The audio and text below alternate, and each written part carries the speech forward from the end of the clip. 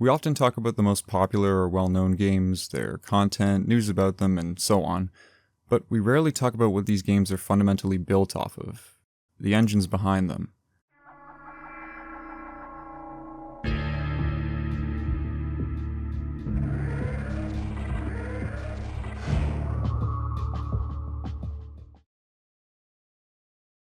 At first glance, it's just a combination of two common words in the English dictionary, but to most PC gamers of the past 20 years or so, it's something much more important.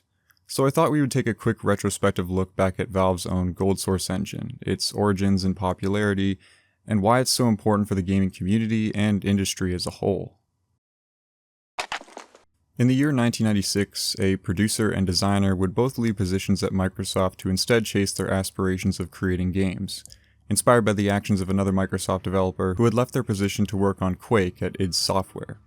So in 1996, Valve Software was founded in Kirkland, Washington by Gabe Newell and Mike Harrington, a risky endeavor that of course would prove to pay off for both of them not long after. Soon after the company was founded, Valve would secure a license from id Software for their highly popular and capable Quake engine, and began development on two separate projects simultaneously.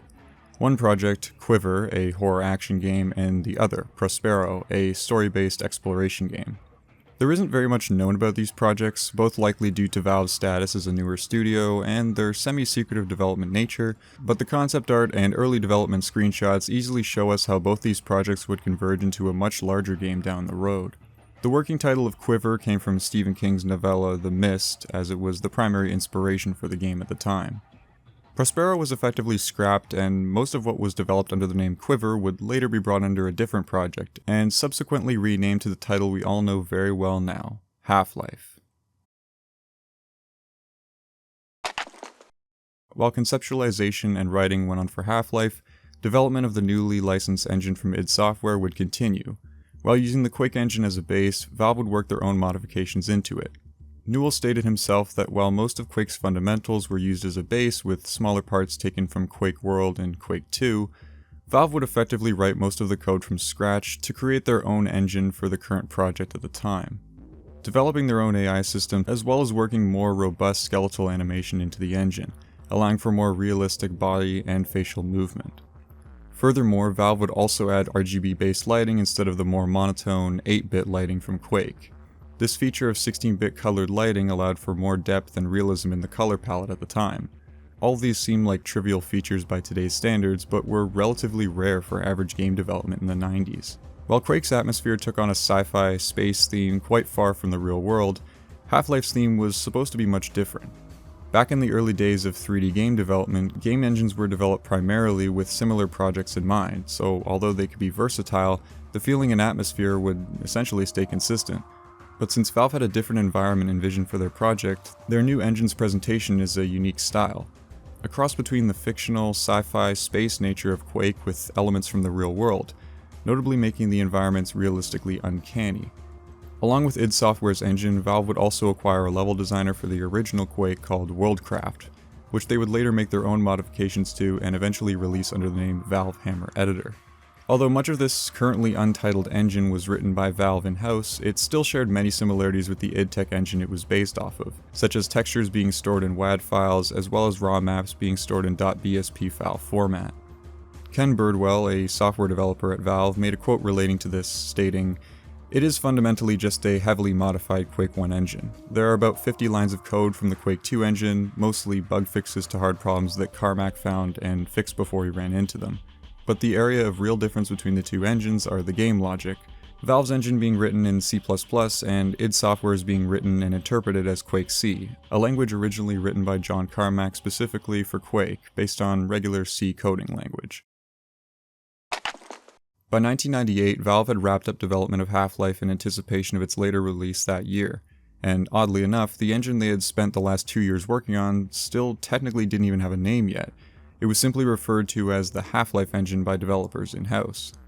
This would change not long before Half-Life's release when Valve made the important decision to separate the engine used for Half-Life 1 from any further projects. They wanted to be able to build on the foundation that they had created without introducing new bugs and other issues as they built upon it. So the developers at Valve would effectively create two versions of the code for the engine, a term known as forking, which is essentially code speak for creating an identical copy of the source code from one software in order to be able to make new changes without affecting the old source code. I'm not really good at coding, so forgive me here if I'm incorrect.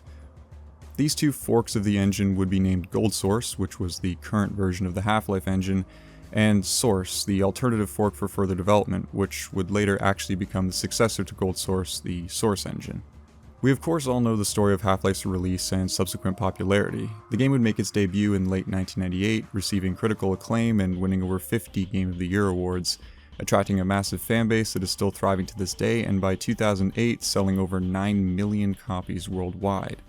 Possibly just as significant as the release of Half-Life was Valve's decision to also release various SDK tools to allow modding and mapping for the game.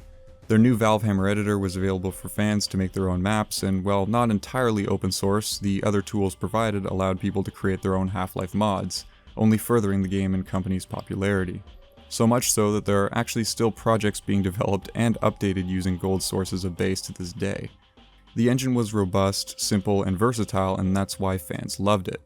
It's easy to develop for, it can run on anything, and it creates an extremely unique atmosphere that GoldSrc itself as well as the later Source engine both had in spades. Although the official list for GoldSrc games isn't terribly large, a vast majority of the game's mods and other projects using GoldSrc were community developed unofficially. The GoldSrc engine was never officially made open source, but the Quake engine it was based off of is, which allowed many community developers to do some creative things to fundamentally change the engine. This is where the ever-popular Zash 3D engine comes into the picture, which is effectively a modified version of the GoldSrc engine providing many graphical, developmental, and performance upgrades. But since Valve hadn't made the engine fully open to the public, this was done using the open source code for the Quake engine, officially released by id Software many years ago. As far as I know, the original Zash 3D engine hasn't been updated in a while, but there is a community fork called Zash 3D FWGS that is still being worked on and updated consistently. In some cases though, Valve has offered GoldSrc fully open to select developers in some independent projects, such as Cry of Fear and Sven Co-op. Valve's aforementioned decision to be so open with community-made content for the game is arguably the reason why we have many of these well-known projects. You've definitely heard of Counter-Strike, Day of Defeat, or Team Fortress. The former two were originally small mods for Half-Life, which grew into their own standalone games with massive loyal communities. Further than just series though, we also have classics like the aforementioned Sven Co-op and Cry of Fear, as well as Gunman Chronicles. So far, I haven't even mentioned the hundreds if not thousands of smaller community mod projects created using GoldSrc over the past 2 decades, some of which are still being made and updated to this day. With mod projects like Paranoia, Brutal Half-Life, and They Hunger, just to name a few of the more well-known ones, even gamers that were originally not interested in Half-Life were jumping on board just to try out the vast array of mods available. I would go into more detail about the projects mentioned, but honestly, they all deserve individual videos of their own that I would like to explore in the future anyway. We are just around 25 years since the release of the original Half-Life and the debut of the infamous GoldSrc engine it ran on, and although official development stopped long ago, GoldSrc lives on not only in the memories we have, but also in so many projects all over the internet that are still being developed to this day. It's an engine that defined an era in gaming and arguably paved the way for many other studios, as well as being the starting point for numerous amateur developers who would later make their names elsewhere in the industry. GoldSrc isn't stunning or groundbreaking by today's standards, but like so many other games in the game engines from that same era, it has its own unique style and feeling that in my estimation will never truly be replicated or succeeded.